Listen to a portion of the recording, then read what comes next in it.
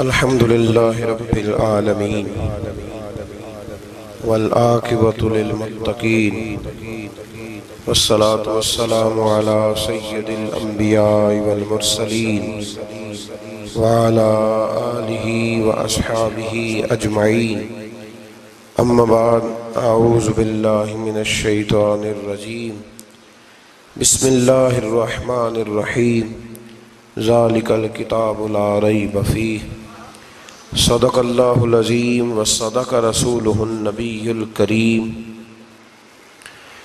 ان اللہ وملائکتہ یصلون علی النبی یا ایہا الذین آمنوا صلوا علیہ وسلموا تسلیما الصلاة والسلام علیک یا سیدی یا رسول اللہ وعلى آلك وأصحابك يا سيدي يا حبيب الله اللهم صل على سيدنا ومولانا محمد معدن الجود والکرم وآلہ وصحبہ وبارک وسلم۔ تمام تعریفیں حمد و ثنا اللہ تعالیٰ جل مجدہ الکریم کے لیے، اور ہر قسم کے درود و سلام نبی رحمت صلی اللہ تعالیٰ علیہ وسلم کی ذات والا صفات کے لیے حمد و صلات کے بعد، عزیز دوستو، قرآن مجید کی دو قسم کی ترتیبیں ہیں۔ ایک قرآن مجید کی ترتیب وہ ہے کہ جس ترتیب سے قرآن مجید نازل ہوا، اور ایک وہ ترتیب ہے جس ترتیب سے نبی کریم علیہ السلام نے، حضور کے صحابہ نے حضور کی تعلیمات کی روشنی میں قرآن پاک کو جمع فرمایا۔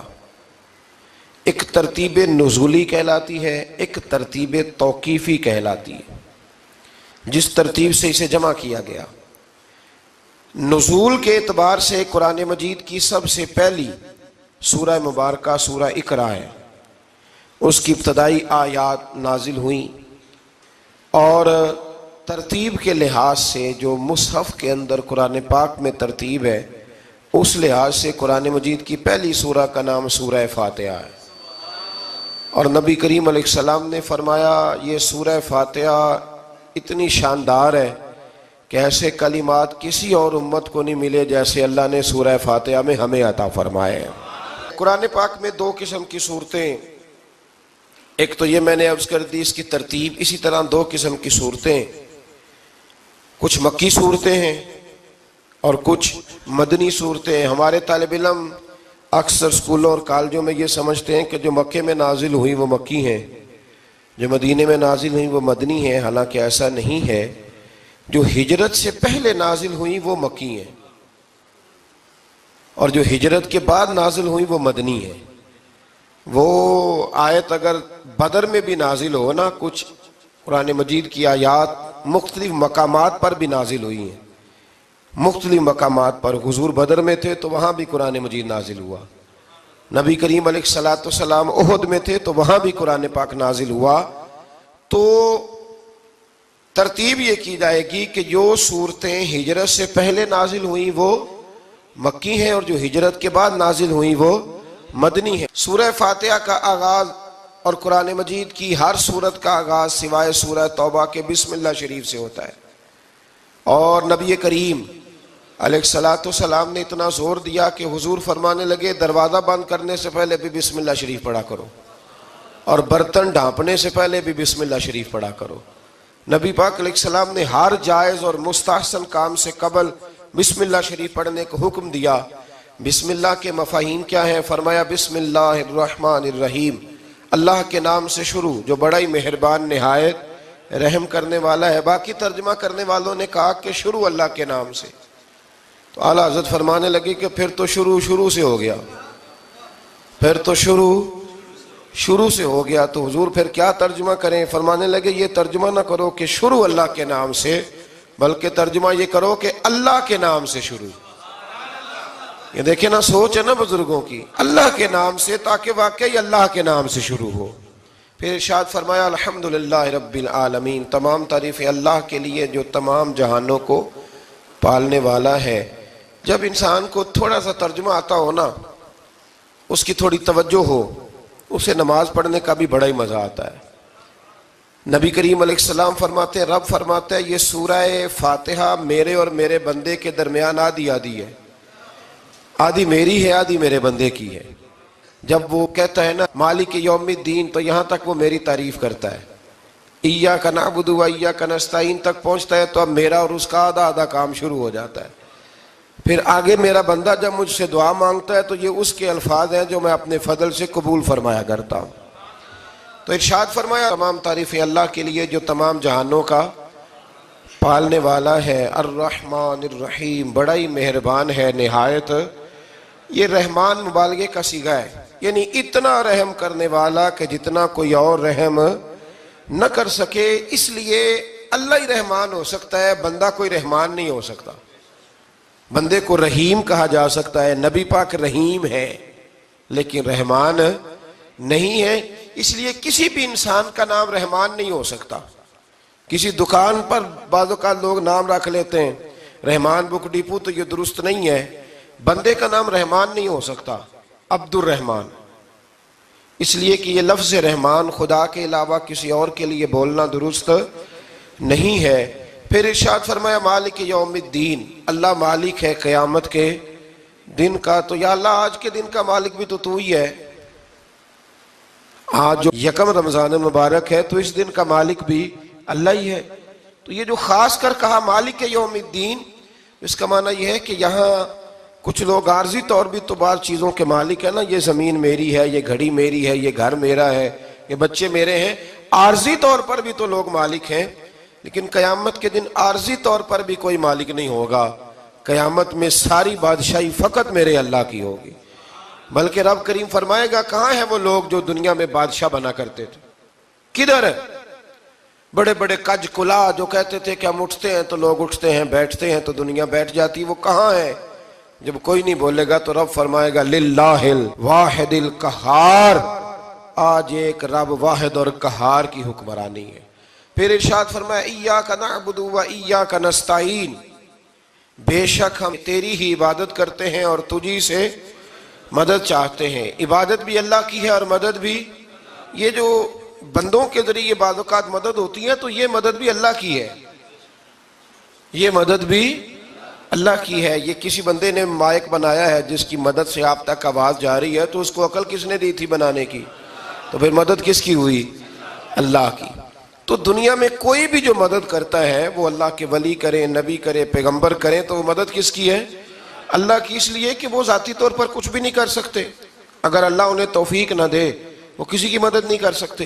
تو ایاک نعبد و ایاک نستعین، ہم تیری ہی عبادت کرتے ہیں، تجھی سے مدد چاہتے ہیں. اہدنا الصراط المستقیم، اے اللہ ہمیں سیدھا راستہ دکھا. کون سا راستہ سیدھا ہے؟ کون سا راستہ سیدھا ہے؟ تو اللہ نے خود ہی فرمایا ایسے ہی نہ بھٹک جانا. راستہ سیدھا وہ ہے صراط الذین انعمت علیہم، ان لوگوں کا راستہ سیدھا ہے جن پر اللہ نے انعام فرمایا ہے. اور وہ کون ہے؟ قرآن مجید نے خود فرمایا انعم اللہ علیہم من النبیین والصدیقین والشہداء والصالحین. وہ نبی ہیں، صدیق ہیں، شہید ہیں اور نیک لوگ ہیں. فرمایا اپنی مرضی کے راستے پہ چلو گے تو بھٹک جاؤ گے. رب کی بارگاہ میں سوال کرنا کہ وہ تمہیں نبیوں کے، صدیقوں کے، شہیدوں کے اور نیک لوگوں کے راستے پہ چلائے.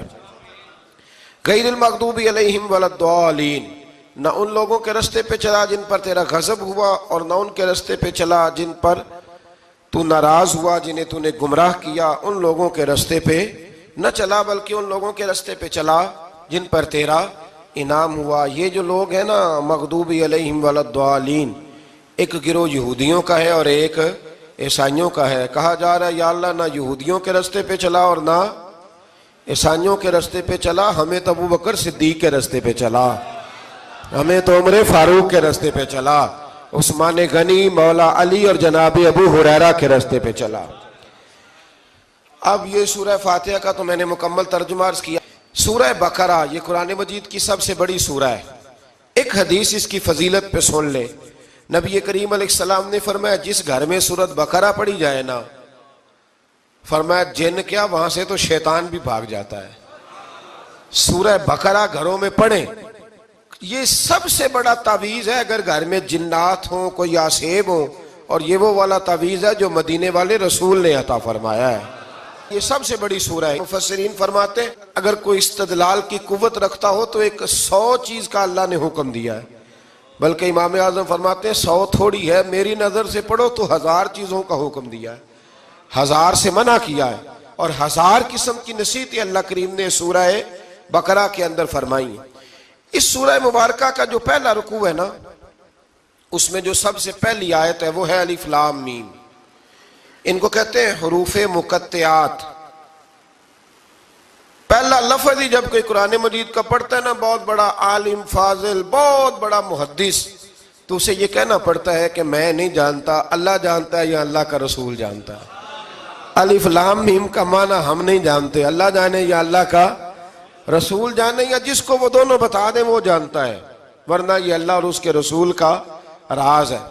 یہ آگے ارشاد فرمایا ذالک الکتاب لا ریب فیہ، یہ وہ عظیم کتاب ہے جس میں شک کی کوئی گنجائش نہیں ہے۔ ھدی للمتقین، یہ ہدایت ہے پرہیزگاروں کے لیے۔ سوال یہ ہوتا تھا کہ یا اللہ جو متقی پرہیزگار ہیں وہ تو پہلے ہی ہدایت پہ ہیں، تو قرآن بھی اگر انہیں ہدایت دے گا تو پھر جو گناہگار ہیں ان کی ہدایت کہاں ہے؟ تو اس آیہ مقدسہ کا معنی مفسرین نے یہ بیان فرمایا ہے کہ مطلب اس کا یہ ہے کہ قرآن ہدایت دیتا سب کو ہے، لیکن اس سے ہدایت حاصل متقی لوگ کرتے ہیں۔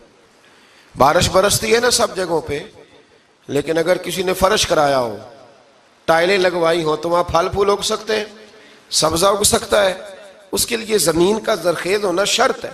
قرآن مجید سب کو ہدایت دیتا ہے، لیکن قرآن مجید سے ہدایت لیتے وہ ہیں جنہیں اللہ نے تقوی والا دل عطا فرمایا ہے، ڈرنے والا دل دیا۔ آگے جو آیات ہیں نا 5، ان میں اللہ تبارک و تعالیٰ نے متقی لوگوں کی فضیلت بیان کی ہے، نشانیاں بیان کی ہیں کہ وہ کون ہوتے ہیں۔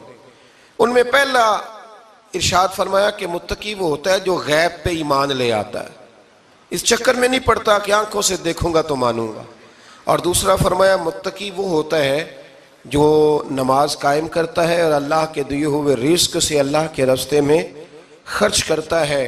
اور تیسرا فرمایا متقی وہ ہوتے ہیں کہ محبوب جو قرآن ہم نے آپ پہ نازل کیا اس پر بھی ایمان لاتے ہیں، اور جو آپ سے پہلے نازل کیا گیا اس پر بھی ایمان لاتے ہیں، یعنی تورات کو، زبور کو، انجیل کو، اس کو بھی وہ مانتے ہیں۔ اور پھر اللہ کریم نے فرمایا اولئک علی ھدی من ربہم واولئک ھم المفلحون، یہ جو لوگ ہیں نا غیب پر ایمان لانے والے، نماز پڑھنے والے، زکوٰۃ دینے والے، پچھلی کتابوں کو بھی ماننے والے، نبیوں کو بھی ماننے والے، اور رسول پاک پر ایمان لانے والے، فرمایا یہ وہ لوگ ہیں جو اللہ کی طرف سے ہدایت پر ہیں، اور یہ وہ لوگ ہیں جو دنیا میں بھی کامیاب ہو جائیں گے اور آخرت میں بھی کامیاب ہو جائیں گے۔ پھر آگے نا اللہ تبارک و تعالیٰ نے کفار کا ذکر فرمایا ہے 3 آیات کے اندر۔ مومن کے بعد دوسرا درجہ کس کا ہے ذکر میں؟ کافر کا۔ پہلے بات ہوئی 5 آیات میں مومنوں کی، اب 3 آیات میں ذکر کیا گیا پکے کافروں کا۔ مومن وہ ہوتا ہے زبان سے بھی اللہ اور اس کے رسول کو مانے، ان کی لائی ہوئی چیزوں کو مانے اور دل سے بھی تسلیم کرے، اور کافر وہ ہوتا ہے کہ جو نہ زبان سے مانتا ہے اور نہ ہی دل سے تسلیم کرتا ہے۔ پھر اللہ تبارک و تعالیٰ نے 13 آیات کے اندر، 3 آیتوں میں کافروں کا ذکر کیا اور 13 آیات کے اندر پھر منافقین کا ذکر فرمایا ہے۔ منافق اس کو کہتے ہیں، منافق اس کو کہتے ہیں جو زبان سے تو دعوے اونچے اونچے کرتا ہے ایمان کے، لیکن اس کے دل میں ایمان موجود نہیں ہوتا۔ آپ حیران ہوں گے، یہیں پہ بات کو ذرا غور سے سمجھیں کہ مومنوں کا ذکر 5 آیات میں اور کفار کا 3 آیات میں، پکے کفار کا، اور منافقین کے لیے اللہ نے اگلے ہی رکوع میں 13 آیات بیان فرمائی۔ 13، یہ خطرناک گروہ ہے منافقین کا، یہ خوفناک لوگ ہیں، یہ وہ چھپی ہوئی بیماری ہے کہ جس کو پکڑنا تھوڑا مشکل ہے۔ کچھ بیماریوں کو ڈاکٹر کہتے ہیں نا یہ خاموش قاتل ہے، قتل کر دیتی ہے پر پتہ نہیں لگنے دیتی، اسی طرح منافقین کا ٹولہ ہے۔ قرآن مجید کہتا ہے ان منافقین کے بارے میں وَمِنَ النَّاسِ مَن يَقُولُ آمَنَّا بِاللَّهِ وَبِالْيَوْمِ الْآخِرِ وَمَا هُمْ بِمُؤْمِنِينَ، اے محبوب کچھ لوگ کہتے ہیں ہم اللہ اور آخرت پر ایمان لائے، لیکن وہ ایمان لانے والے نہیں ہیں۔ تو جب رب کہتا ہے نہیں ہے، آج کسی کو کہہ دیا جائے نا کہ وہ بندہ جھوٹا کلمہ پڑھتا ہے، اس کی باتیں نہیں بتاتی، تو کہتے ہو آپ ایک کلمہ گو کو برا کہہ رہے ہیں۔ تو یہاں تو اللہ ان کے کلمے کا بھی اعلان فرما رہا ہے اور ان کے نفاق کا بھی اعلان 13 آیات میں. اور رب فرماتا ہے یخادعون اللہ والذین آمنوا وما یخدعون الا انفسهم وما یشعرون. فرمایا وہ اللہ کو دھوکہ دینا چاہتے ہیں مومنوں کو، حالانکہ نہیں دھوکہ دیتے مگر اپنی ہی جانوں کو، انہیں شعور ہی نہیں. اللہ تبارک و تعالیٰ نے 13 آیات کے اندر مکہ مکرمہ میں منافق کوئی نہیں تھا جب تک حضور نے ہجرت نہیں کی تھی. کیوں؟ اس لیے کہ وہاں جو کلمہ پڑھتا تھا اسے مار کھانی پڑتی تھی. تو کسی کو کیا مصیبت پڑی تھی جھوٹا کلمہ پڑھ کے مار کھائے. مدینے میں جب اسلامی حکومت قائم ہو گئی نا تو کچھ لوگوں نے اسلامی حکومت سے فائدہ لینے کے لیے جھوٹے موٹے کلمے پڑھ لیے، اندر کفر رکھتے تھے، اوپر سے اظہار اسلام کرتے تھے. تو رب فرماتا ہے کہ ان کا یہ ایمان قابل قبول نہیں ہے. تو یا اللہ پھر کس کا ایمان قابل قبول ہے؟ تو اللہ کریم نے فرمایا وَإِذَا قِيلَ لَهُمْ آمِنُوا كَمَا آمَنَ النَّاسُ. جب ان سے کہا جاتا ہے نا اس طرح ایمان لاؤ جس طرح دوسرے لوگ لائے، یعنی ابو بکر صدیق کی طرح ایمان لاؤ، عمر فاروق کی طرح ایمان لاؤ، عثمان غنی کی طرح، مولا علی کی طرح، بلال حبشی کی طرح، تو کیا جواب دیتے ہیں؟ قالوا انؤمن كما آمن السفهاء. کیا اس طرح ایمان لائے جس طرح یہ بیوقوف ایمان لائے؟ الا انہم هم السفهاء. اللہ فرماتا ہے خبردار بے شک وہی بیوقوف ہے، ولکن لا يعلمون، لیکن انہیں اس کا علم نہیں ہے. وہ کہا کرتے تھے کہ یہ تو بیوقوف ہے معاذ اللہ. ابو بکر صدیق نے سارا ہی مال دے دیا نبی پاک کو، عمر فاروق نے آدھا دے دیا، مولا علی نے سارا کچھ حضور کے نام کر دیا، عثمان جو کماتے محنت کے ساتھ وہ سارا وہاں جا کے پیش کر دیتے، تو بیوقوفی ہے. آج بھی کچھ لوگ کہتے ہیں کلمہ پڑھنا چاہیے سیدھا سیدھا. یہ کیا بات ہو گئی کہ بندہ مسیتڑ ہی ہو جائے؟ کاروبار بھی تو کرنا ہے نا، نماز روزہ بھی تو بیوقوفی ہے.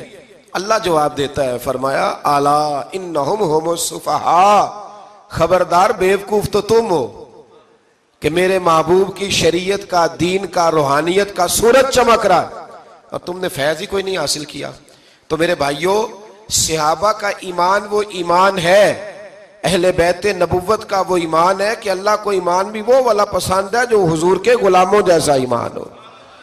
اللہ تبارک و تعالیٰ نے منافقین کا ذکر فرمایا تو پھر اللہ کریم نے فرمایا یہ تو وہ بیوقوف لوگ ہیں اس آدمی کی طرح جو آگ جب پوری جلا لیتا ہے نا روشنی پھیل جاتی ہے تو پھر اللہ اس کا نور لے جاتا ہے.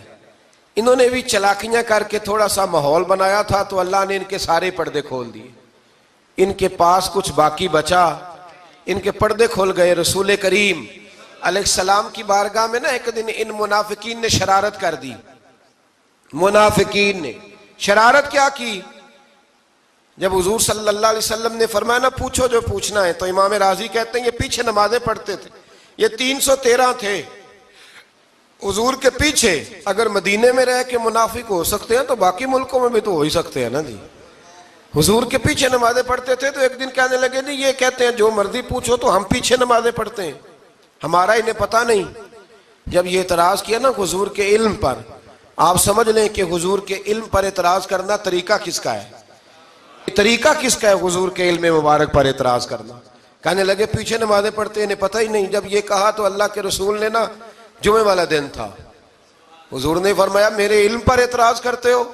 70 بندے نام لے کر اور ولدیتیں لے کر، بلکہ بہت سارے ایسے تھے جنہیں کنفرم ہو گیا کہ ولدیت اصل میں ہے کیا، انہیں طے ہو گیا. حضور کے بے ادب کے لیے یہ طے کرنا بھی مشکل ہوتا ہے نا. طے ہو گیا کہ ولدیت ہے کیا. 70 بندے نام لے کے حضور نے مسجد نبی سے نکال دیے. فرمایا یا فلاں بن فلاں قم فخرج فإنک منافق، او فلاں کے بیٹے فلاں کھڑا ہو جا، نکل جا، تو منافق ہے. حضور نے 70 بندے نکال دیے. اب 70 بندے اکٹھے گلی میں نکلیں تو رش تو پڑ جاتا ہے نا. حضرت عمر فاروق لیٹ ہو گئے، جمعے میں آ رہے تھے. ان کو جاتے ہوئے دیکھا تو عمر فاروق فرمانے لگے جمعہ ہو گیا ہے. بھئی 70 بندے نکل آئے باہر، جمعہ ہو گیا ہے. تو ایک منافق کہنے لگا تھا کہ نہیں حضور نے نکال دیا. تو عبداللہ بن ابی سلول جو ان کا سربراہ تھا نا، وہ کہنے لگا چپ کر. حضرت عمر سے کہنے لگا ہاں جی ہو گیا ہے. وہ بھی کہنے لگا تھا نہیں ہوا، ہمیں نکال دیا گیا. تو یہ سردار بولا، کہنے لگا ہو گیا ہو گیا. حضرت عمر کہنے لگے چلو جمعہ ہو گیا تو جا کے اندر حضور کی زیارت ہی کر لیتا ہوں، لیٹ تو ہو ہی گیا ہوں۔ حضرت عمر اندر چلے گئے تو پیچھے سے وہ منافقین اپنے سردار سے کہنے لگے کہ 2 منٹ میں عمر کو پتہ چل جائے گا کہ تم نے جھوٹ بولا ہے۔ عمر کو جا کے پتہ چل جائے، کہنے لگا بڑے پاگل ہو، میں نے تمہاری جان بچائی ہے،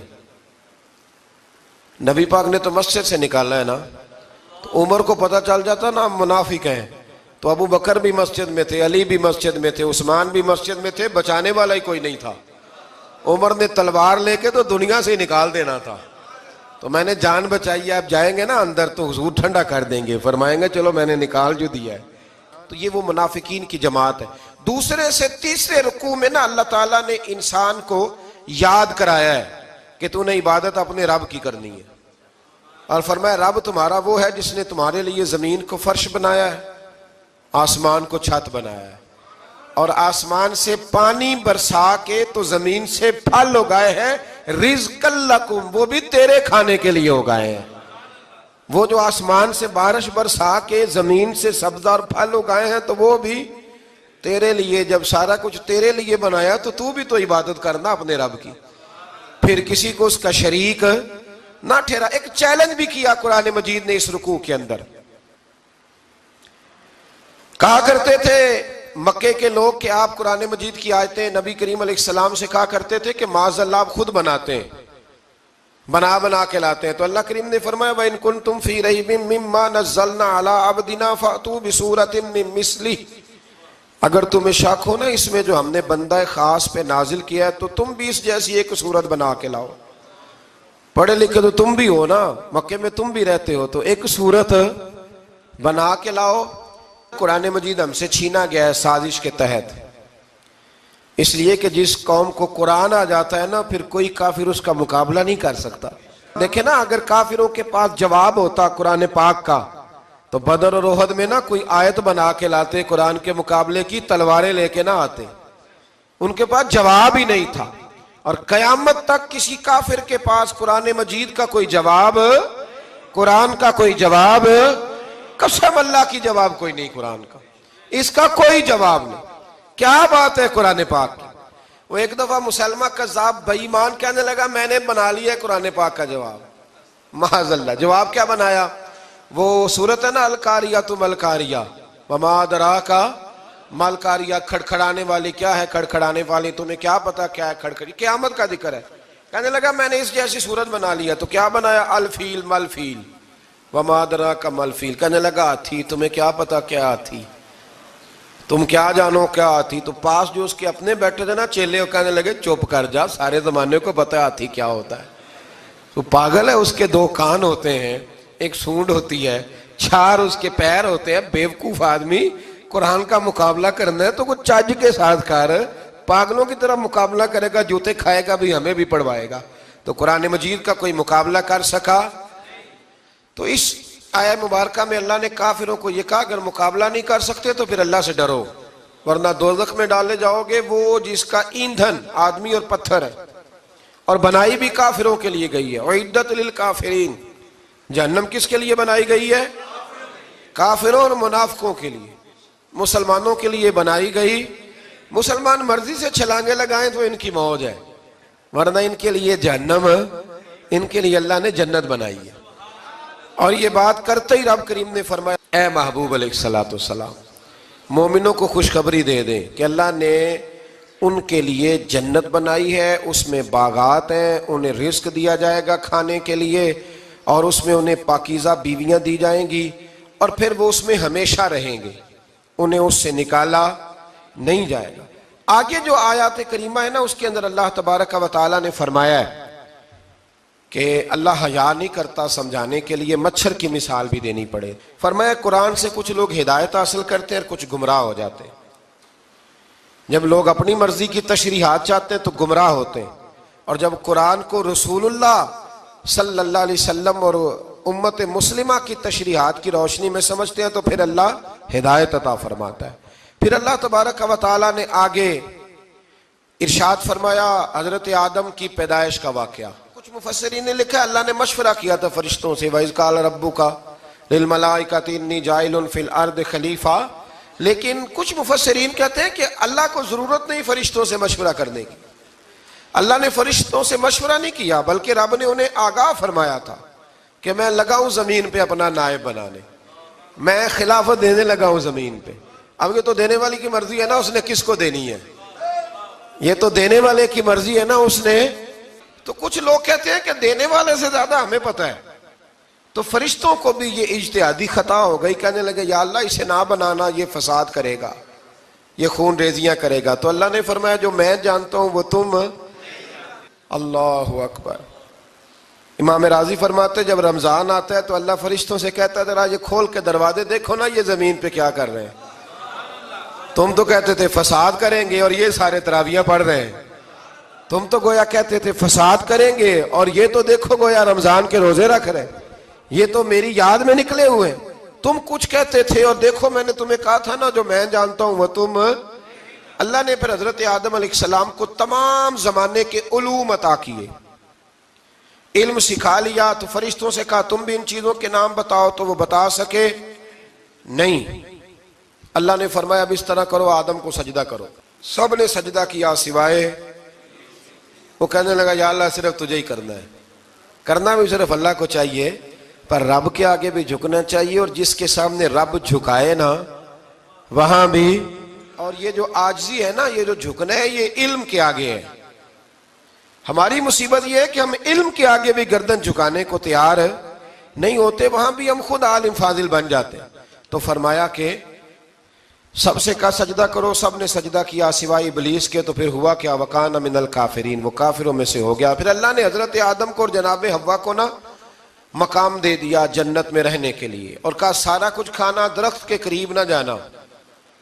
ابھی آپ کسی سے کہہ دیں تھوڑا سا کہ پیچھے نہ دیکھنا، یعنی اگر میری سمجھ لیں ادب کی وجہ سے کوئی 1.5-2 منٹ یا 6 منٹ نہیں بھی نہ دیکھے گا تو سوچے گا ضرور کہ پتہ نہیں اب پیچھے کیا ہے، مصیبت کیا ہے. یعنی آپ کہہ کے دیکھ لیں کسی کو، پیچھے نہ دیکھنا. فطرت ہے نا انسان کی، وہ جستجو کرتا ہے. کہا اس درخت کے پاس نہ جانا. تو حضرت حوا سلام اللہ علیہ کہتے ہیں دل میں خیال رہتا تھا کہ آخر ہے کیا درخت کے پاس. یہی انسان کا عقیدہ توحید ہے کہ جہاں سے رب منع کر دے وہاں وہ منع ہو جائے. اور یہ ان کی خطا نہیں تھی، یہ اللہ کی حکمت تھی، چونکہ رب نے تو پہلے کہہ دیا تھا بنایا ہی زمین کے لیے، تو یہ تو سارا کچھ ہونا تھا تو زمین پہ آنا تھا نا. تو حضرت حوا اور جناب آدم کے پاس شیطان آیا. اب اس کو نکال تو دیا تھا پر ابھی اس کا جنت میں آنا جانا بند نہیں ہوا تھا، یہ بھی اللہ کی حکمت تھی. تو وہ کہنے لگا تمہیں پتہ ہے بعد میں مر جاؤ گے. تو حضرت حوا کہنے لگی کیا موت بھی آئے گی؟ کہاں، اس کی تکلیف بھی بڑی ہوگی، تو پھر بچیں گے کیسے؟ تو کہنے لگے پھل کھا لو اس درخت کا. تو بچنے کے لیے پھل کھایا تھا. جس طرح لوگ آج بہت سارے کام بچنے کے لیے کرتے ہیں پر بچ سکتے، بچنے کے لیے پھل کھایا. تو اللہ نے فرمایا زمین پہ چلے جاؤ. تو حضرت آدم زمین پہ آئے، پھر کئی 100 سال روتے رہے. فَتَلَقَّى آدَمُ مِن رَبِّهِ کَلِمَاتٍ. تو پھر اللہ نے خود ہی جناب آدم کو کچھ کلمے سکھائے. علامہ اسماعیل لکی فرماتے ہیں وہ کلمے یہ تھے کہ حضرت آدم نے میرے نبی کا وسیلہ پیش کیا، تو اللہ کریم نے جناب آدم کی دعا کو مقبول فرما لیا. پھر آگے بنی اسرائیل کا ذکر آ جاتا ہے. اللہ تعالیٰ نے بنی اسرائیل، آج آپ اسی قوم کو یہودی کہتے ہیں، ان کو اللہ نے اس زمانے میں فضیلت عطا کی تھی بہت زیادہ. تو عرب کے اندر جب نبی پاک علیہ السلام نے اعلان نبوت کیا تو کچھ لوگوں نے یہ کہہ دیا کہ اگر یہ یہودی کلمہ پڑھ لیں گے تو ہم بھی پڑھ لیں گے. تو پھر اللہ نے انہیں یاد کرایا کہ تم اصل میں کیا ہو، تمہیں کلمہ پڑھنا چاہیے. تو اہل یہود کا تذکرہ کرتے کرتے رب کریم نے ایک بات یہ بھی ارشاد فرمائی کہ تم لوگوں کو تو کہتے رہے ہو کہ وہ نبی آنے والے ہیں، وہ نبی آنے والے ہیں، اور جب آ گئے ہیں تو ماننے کو تیار نہیں ہو. تو فرمایا تأمرون الناس بالبر وَتَنْسَوْنَ أَنفُسَكُمْ وَأَنْتُمْ تَتْلُونَ الْكِتَابَ. لوگوں کو بھلائی کا حکم دیتے ہو اور اپنے آپ کو بھول جاتے ہو. افلا تعقلون، تمہیں عقل نہیں؟ پھر اللہ نے انہیں یہ بھی یاد کرایا کہ یاد کرو وہ زمانہ کہ جب فرعون نے خواب دیکھ لیا تھا کہ کوئی بچہ اس کی سلطنت کو تباہ کرے گا، تو پھر اس نے تمہارے بچوں کو ذبح کرانا شروع کیا اور تمہاری بیٹیوں کو چھوڑتا تھا. فرمایا یہ بھی تو تم نے دیکھا.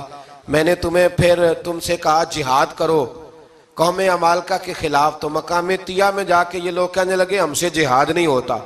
اللہ نے انہیں ایک میدان میں قید کر دیا. بڑی دلچسپ بات. قید تو لوگ ہوتے ہیں نا چار دیواری میں, تو اللہ نے بنی اسرائیل والوں کو جب انہوں نے کہا جہاد نہیں کریں گے تو اللہ نے میدان میں قید کر دیا. میدان میں. یہ یاد رکھیں, جب انسان اللہ کی نافرمانی کرتا ہے تو اسے ایسی قید ملتی ہے جس کا اس نے تصور بھی نہیں کیا ہوتا. ایک میدان ہے مقام طیہ, قید ہو گئے. سارا دن سفر کرتے تھے, سارا دن. تو رات کو تھک کے سوتے تھے, صبح اٹھتے تھے نا جب, تو وہیں ہوتے تھے جہاں کل صبح چلے تھے. تو رب جب کسی کو قیدی بناتا ہے تو اسے زنجیروں کی, سلاخوں کی ضرورت. دعا فرمائے اللہ تبارک و تعالی غموں سے نجات عطا فرمائے. یہ دعا فرمائے. ایسی قید دیتا ہے کہ جس سے پھر چھٹکارا ہو سکتا. تو بنی اسرائیل کا بہت زیادہ تذکرہ اس بارے میں اللہ تبارک و تعالی نے پھر بیان کیا, اور پھر کہا کہ انہیں جو حکم دیا جاتا تھا یہ اس کی سرتابی کرتے تھے. پھر اللہ نے ان پر ذلت نازل کر دی اور یہ ہمیشہ اس کا شکار رہے. قوم سبت کا ذکر فرمایا اللہ نے. ہفتے والے دن کچھ لوگ نافرمانی کرتے تھے. ہمارے بھی ہیلے بہانے ہیں نا آج کل کاروبار میں. تو اسی سپارے کی آیت نمبر 65 کے اندر اللہ تعالیٰ نے حضرت داؤد کی قوم کا ذکر کیا کہ اللہ نے انہیں حکم دیا تھا کہ ہفتے والے دن مچھلیاں نہیں پکڑنی. تو وہ کہتے تھے چلو ہاتھ لگا کے نہیں پکڑنی, ہاتھ لگا کے. وہ ہمارے لوگ ہیلے بہانے تلاش کر لیتے ہیں نا. وہ بڑے جناب انشورنس والا آ گیا, اب وہ بینک والا آ گیا, وہ فلانے صاحب آ گئے, وہ تروڑ مروڑ کے کہانیاں باتیں, اور پھر ہمیں بھی رستے مل جاتے ہیں بچنے کے. مفتی صاحب نے کہہ دیا تھا, ایک مولانا سے میں نے ان کو کہا ہفتے والے دن مچھلیاں نہیں پکڑنی. کہا نہیں پکڑتے, چھوٹے چھوٹے حوض بنا لیے. تو مچھلیاں زیادہ آتی تھی اس دن, یہ بھی اللہ کی قدرت تھی. نماز کے وقت گاہک زیادہ آتے ہیں, یہ اس کی قدرت ہوتی ہے. تو وہ مچھلیاں حوض میں جمع ہو جاتی ہیں. یوں سمجھ لیں کہ جال انہوں نے لگا لیے ہوئے تھے, تو جال میں وہ پھنستی رہتی تھی, حوضوں میں آتی رہتی تھی. ہفتے کو نہیں پکڑتے تھے, اتوار کو پکڑ لیتے تھے. تو پھر اللہ نے انہیں سزا دی. فرمایا تماشے کرتے ہو اللہ کے حکم کے ساتھ. کیا سزا دی؟ فَقُلْنَا لَهُمْ كُونُوا قِرَادَةً خَاسِئِينَ. فرمایا بندر بن جاؤ دھتکارے ہوئے. جو رزق حرام طریقے سے کماتے تھے رب انہیں بندر بنا دیتا تھا. ابھی بھی میں نے دیکھے ہیں بڑے بڑے تاجر پاگلوں جیسی زندگی گزار رہے ہیں. نفسیاتی طور پہ سکون نہیں ہے, کروڑوں روپیہ پڑا ہے. کیوں؟ اس لیے کہ رب کے بتائے ہوئے طریقے کے مطابق تجارت نہیں کرتے. آگے ایک اور دلچسپ بات آ گئی. بنی اسرائیل کے اندر نا ایک شخص نے اپنے چچا کو قتل کر دیا جائیداد کے لیے. یہ دیکھیں کب سے لوگ جائیداد کے لیے قتل کرتے آ رہے ہیں. چچا کو قتل کر دیا, اور قتل کر کے حضرت موسیٰ علیہ السلام کے پاس آئے کہ میرے چچا کو کسی نے قتل کر دیا ہے, تو بتائیں کیا کرنا ہے. تو آپ نے فرمایا کہ گائے ذبح کرو, اور اس کا ایک ٹکڑا مقتول کو مارو, مرنے والے کو. وہ خود اٹھ کے بتا دے گا مجھے کس نے قتل کیا ہے. اب ارادہ نہیں تھا گائے ذبح کرنے کا, تو بہانے کرنے لگے. ارادہ نہیں نہ ہوتا تو پھر کیا ہوتے ہیں, کہنے لگے گائے کس طرح کی ہو, بوڑھی ہو کہ بچی ہو, رنگ کیسا ہو, جوان ہو کہ چھوٹی ہو, حال میں ایک دفعہ چلنا سیکھ گئی ہو یا ابھی نہ سیکھی ہو. تو بتاتے گئے تو رب بھی شرطیں بیان کرتا گیا. گہرے زرد رنگ کی ہو, حال کے اندر اسے نہ چلایا گیا ہو, پانی نہ نکالا گیا ہو, نہ بچی ہو نہ جوان ہو, اس کے درمیان ہو. یہ ساری شرطیں کہاں پائی جاتی تھیں؟ حضرت موسیٰ علیہ السلام کی قوم کا ایک شخص تھا جو اللہ کا ولی تھا. وہ جب انتقال کرنے لگا نا, اللہ اکبر, دیکھو رب ولیوں کی اولادوں پر بھی کتنا فضل فرماتا ہے.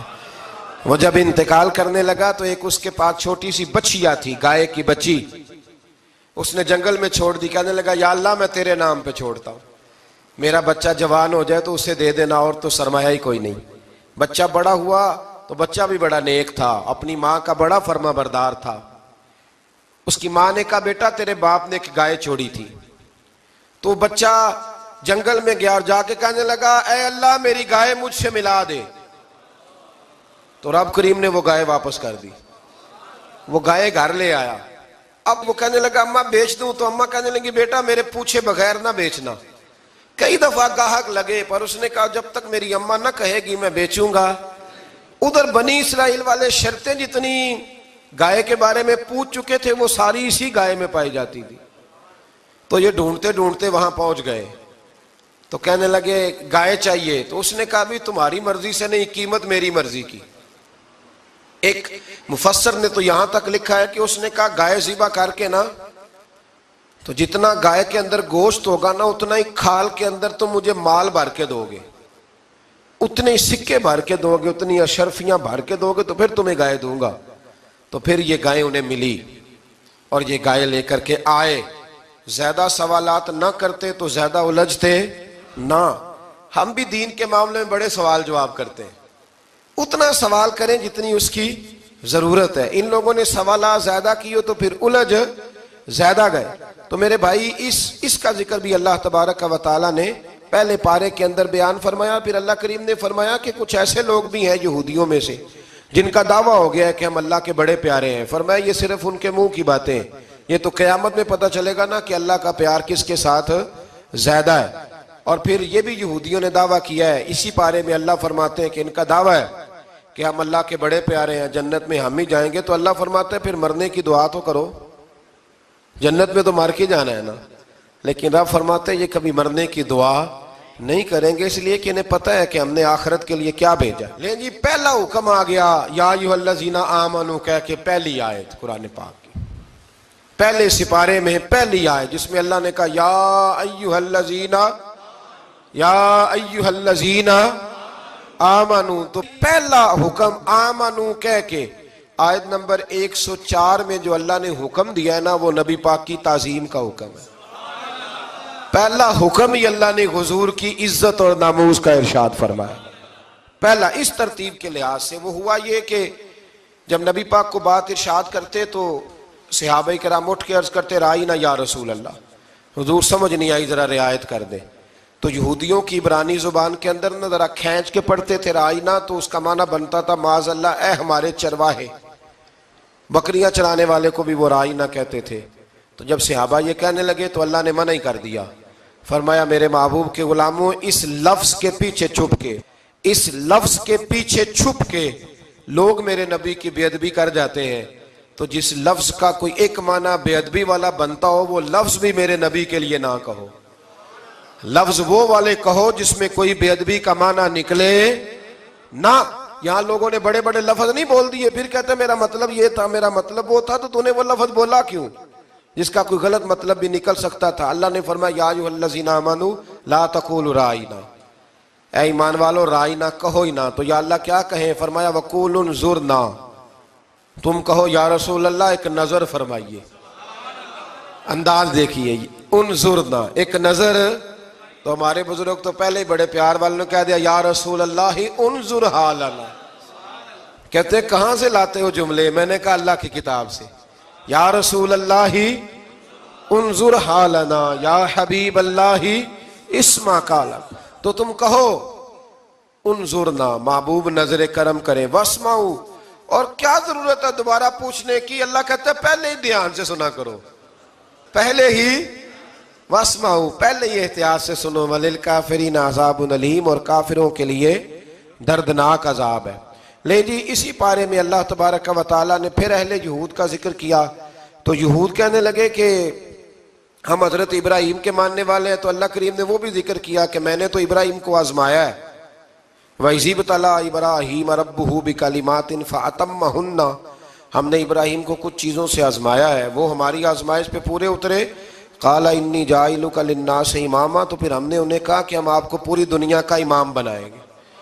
وہ آزمائش کیا تھی؟ آگ میں جانا بھی آزمائش، بیٹے کا نہ ہونا بھی آزمائش، بیٹا ہوا تو پھر اسے وادی غیر ذی زرع میں چھوڑ کے آنا بھی آزمائش، بڑا ہوا تو پھر ذبح کرنا بھی آزمائش۔ فرمایا جہاں جہاں آزمایا ہے نا ابراہیم ہماری آزمائش میں پورے اترے۔ فرمایا تو مفت میں حضرت ابراہیم کی اولاد بنتے ہو اور ان کا نام لیتے ہو اور ان کے ساتھ اپنا تعلق بناتے ہو، دیکھو تو صحیح وہ کتنی آزمائشوں سے گزرے۔ تو اس کا بھی اللہ نے اسی میں ذکر فرمایا۔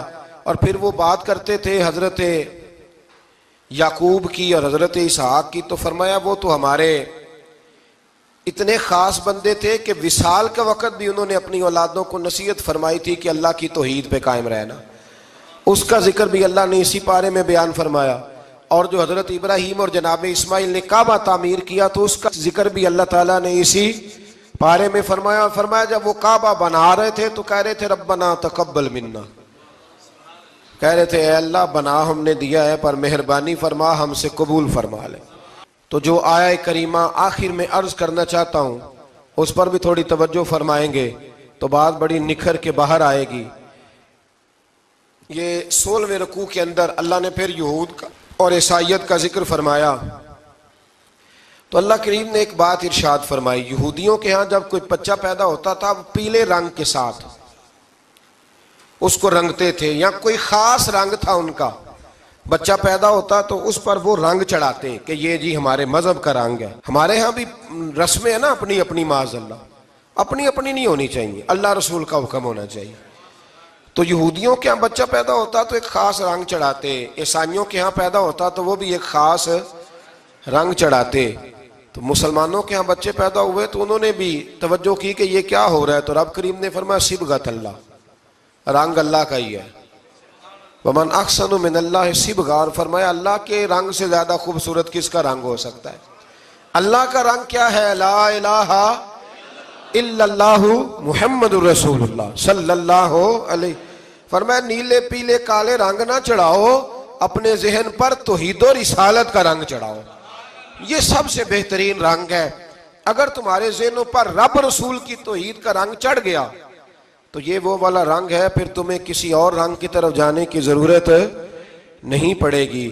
تو فرمایا رنگ وہ پیدا کرو جو توحید کا ہے، رسالت کا ہے، اس رنگ کی توجہ کرو۔ قرآن مجید کے اس پارے میں اللہ کریم نے مختلف باتیں بیان کر کے آخری رکوع میں یہ جو رنگ کا ذکر فرمایا نا، تو یہ لگتا ہے پورے پارے کا خلاصہ ہے کہ رب کریم نے فرمایا اصل بات یہ ہے کہ تمہاری سوچوں پہ رب رسول کی توحید و رسالت کا رنگ ہونا چاہیے۔ ہر وقت بچہ پیدا ہو، کوئی دنیا سے جائے تو رنگ کس کا ہونا چاہیے؟ اللہ رسول کے دین کا۔ اللہ تعالیٰ ہمیں سمجھنے کی توفیق عطا فرمائے۔ الحمدللہ الذی ذی العزت والعلا والصلاة والسلام علی سید الانبیاء شمس الضحیٰ بدر الدجا نور الہدا منبع الجود والعطا، اما بعد، اعوذ باللہ من الشیطان الرجیم، بسم اللہ الرحمن الرحیم، قل للمؤمنین یغضوا من ابصارہم، صدق اللہ العظیم وصدق رسولہ النبی الکریم، ونحن علی ذلک لمن الشاہدین والشاکرین والحمد للہ رب العالمین۔ ان اللہ وملائکتہ یصلون علی النبی یا ایہا الذین آمنوا صلوا علیہ وسلموا تسلیما۔ الصلاة والسلام علیک یا سیدی یا رسول اللہ وعلی آلک واصحابک یا سیدی یا حبیب اللہ۔ تمام تعریفیں حمد و ثنا اللہ تبارک و تعالی کے لیے، درود و سلام نبی اکرم نور مجسم شفیع معظم آقا کل ختم رسول دانا سبل احمد مجتبیٰ جناب حضرت محمد مصطفیٰ صلی اللہ تعالی علیہ وسلم کی ذات والا صفات کے لیے حمد و صلات کے بعد، اسلام فطرت کے عین مطابق دین ہے۔ نبی پاک صلی اللہ تعالی علیہ وسلم نے فرمایا ہے کہ میں اخلاق عالیہ کی تکمیل کرنے کے لیے دنیا میں آیا۔ جتنے اخلاق ہو سکتے تھے، جتنی خوبصورتیاں ہو سکتی تھیں، جتنی اللہ کو محبوب تھیں، وہ ساری میرے نبی کریم نے بیان فرمائی، ساری رسول کریم صلی اللہ تعالی علیہ وسلم نے بیان کر دی ہیں، جتنی خوبصورتیاں ہو سکتی تھیں۔ کچھ لوگ ایسے ہوتے ہیں جو بیچارے بائی نیچر ہی کچھ پریشانیوں کا شکار ہوتے ہیں، اور قرآن مجید نے جو ارشاد فرمایا نا کہ کچھ لوگ نفس کی خواہش کو اپنا خدا بنا لیتے ہیں، تو وہ بلا وجہ بھی بہت ساری باتیں کرتے ہیں جن کا کوئی وجود نہیں ہوتا۔ عورت کو حقوق دلانے کے لیے بہت سارے لوگ بہت ساری غلط باتیں کرتے ہیں۔ جو لوگ یہاں سے کسی کو لے جاتے تھے نا دبئی، دھوکہ دے کے اور لے جاتے تھے، یورپ میں عرب ممالک میں دھوکہ دے کے لے جاتے تھے تو وہ بھی کوئی خواب ہی تو دکھاتے تھے کہ اتنے لاکھ تنخواہ ہوگی، اتنا کچھ ہوگا، وہاں جا کے پتہ چلتا تھا کہ جیب سے بھی دینے پڑیں گے کچھ۔ بہت سارے لوگ ایسے ہوتے ہیں وہ سارے خوبصورتی کے نام پر ہی دھوکہ دیتے ہیں۔ آپ کو پتہ ہے کہ جو آدمی کسی کو لالچ دیتا ہے تو کسی کو لوٹنے کے لیے اسے لالچ دینا بڑا ضروری ہوتا ہے۔ لوگ پہلے لالچ دیتے ہیں پھر لوٹتے ہیں، پہلے مکمل لالچ دیتے ہیں، یہ چیز مل جائے گی، یہ چیز مل جائے گی، لوگ مکمل لالچ دیتے ہیں، اس کے بعد پھر لوٹتے ہیں۔ اور اگر لالچ نہ دیں تو کوئی آدمی قابو آئے گا؟ لوگ لوٹتے ہیں لالچ دے کر۔ اچھا، اب وہ جو جس کو لالچ دیا جا رہا ہوتا ہے وہ کہہ رہا ہوتا ہے کہ نہیں نہیں تمہیں نہیں پتا، وہ اس وقت ماننے کو تیار نہیں ہوتا۔ وہ کہتا ہے اتنی خوبصورت باتیں کر رہا ہے، اتنی اچھے پیغام دے رہا ہے، تم میرے دشمن ہو، تم مجھے منع کر رہے ہو۔ ہوش تب آتی ہے کہ جب سب کچھ لٹ جاتا ہے۔ عورت کو ویسے بھی قابو کرنا بڑا آسان ہوتا ہے۔ اعلیٰ حضرت بریلوی رحمۃ اللہ علیہ فرماتے ہیں بیٹیاں نازک شیشیاں ہوتی ہیں، ان کو تو ذرا سی چوٹ لگے تو ٹوٹ جاتی ہیں۔ دیکھیں کتنا بڑا جملہ کہا بریلی کا امام، نازک شیشیاں ہیں، ذرا کوئی آدمی گمراہ کرتا ہے، ذرا خراب کرتا ہے۔ اب دیکھیں نا، یہ جو بچیوں کو بچے مس گائیڈ کرتے ہیں، انہیں بڑے بڑے خواب دکھاتے ہیں، وہ بیچاری ماں باپ کو چھوڑ کے، بہن بھائی کو چھوڑ کے اس کے ساتھ شادی کرتی ہے، پھر جو اس کا بعد میں حشر ہوتا ہے، آپ ادلیاں نو سردار پہن تکے تے شرما والیاں نو جھوٹے ڈولیاں دے۔ پھر وہ بیچاری ماں باپ رکھتے نہیں، وہ ظلم کرتا ہے تو کتنی بڑی تکلیف میں وہ بچی آ جاتی۔ نازک شیشی ہوتی ہے نا تو ٹوٹ جاتی۔ یہی حال اب جدید خواتین اور یہ جو کچھ اینکر پرسن ہیں، یہ اصل میں نا یہ آپ کو سیاست سکھاتے ہیں، لیکن یہ مادر پیدر آزاد لوگ ہیں، بالکل آزاد۔ یہ تو علماء شور نہ کریں، بات نہ کریں، گفتگو نہ کریں، مشائخ بات نہ کریں، اور یہ جو کچھ سنجیدہ اور دینی طبقہ ہے یہ کچھ شور نہ کرے، یہ تو روڈوں پہ ننگے ہو کے آ جائے معاذ اللہ۔ خوفناک نظریہ رکھتے ہیں یہ لوگ۔ عورت کو کہتے ہیں تیرے حقوق ہم تجھے لے کے دیں گے، مثلاً وہ کون سا حق ہے جو تم نے لے کے دینا ہے؟ میرے نبی کریم صلی اللہ علیہ وسلم اس کو بیٹی بھی بنایا ہے، اس کو بہن بھی بنایا ہے، اس کو ماں بھی بنایا ہے، اسے بیوی کا عالی شان رتبہ بھی عطا فرمایا ہے۔ اور چونکہ بیٹی کا بھی حق بڑا بیان کیا جاتا ہے، بہن کا بھی، ماں کا بھی، اور بیوی کے معاملے میں لوگ سمجھتے ہیں کہ زیادہ بات نہیں کرنی چاہیے، شاید مسئلہ خراب ہو جائے۔ حالانکہ نبی پاک صلی اللہ تعالیٰ علیہ وسلم نے بیوی کے بارے میں پتہ کیا فرمایا؟ فرمایا جب تم نکاح کر لیتے ہو تو اپنا ایمان محفوظ کر لیتے ہو۔ اب میں اس کی شرح نہیں کرتا، آپ خود کر لیجئے گا کہ وہ ایک ایسی شخصیت ہوتی ہے کہ جس کی موجودگی میں آپ کا ایمان محفوظ ہے۔ اب میں نہیں سمجھتا کہ اس سے بڑی بات کوئی اور ہو سکتی ہے، جس کی موجودگی میں آپ کا ایمان، اور بھئی یہ حدیث پاک عرض کر رہا ہوں، نکاح جب کوئی کر لے تو اس نے اپنا ایمان مکمل کر لیا۔ اس کا معنی یہ ہوا کہ آپ کا ایمان محفوظ ہے اس کی موجودگی میں، تو اس سے زیادہ بھی، یعنی ایمان سب سے قیمتی چیز ہے نا، تو اس کے محفوظ ہونے کی وجہ حضور نے نکاح بیان کر دی۔ اب میرا خیال ہے بیوی اگر کوئی اس سے بڑا حقوق مانگے گی تو بیوقوفی کرے گی۔ اتنا بڑا درجہ نبی کریم نے اسے عطا کر دی، اتنا بڑا مقام دے دیا کہ تو خامد کے ایمان کے محفوظ ہونے کا ذریعہ بن گئی ہے۔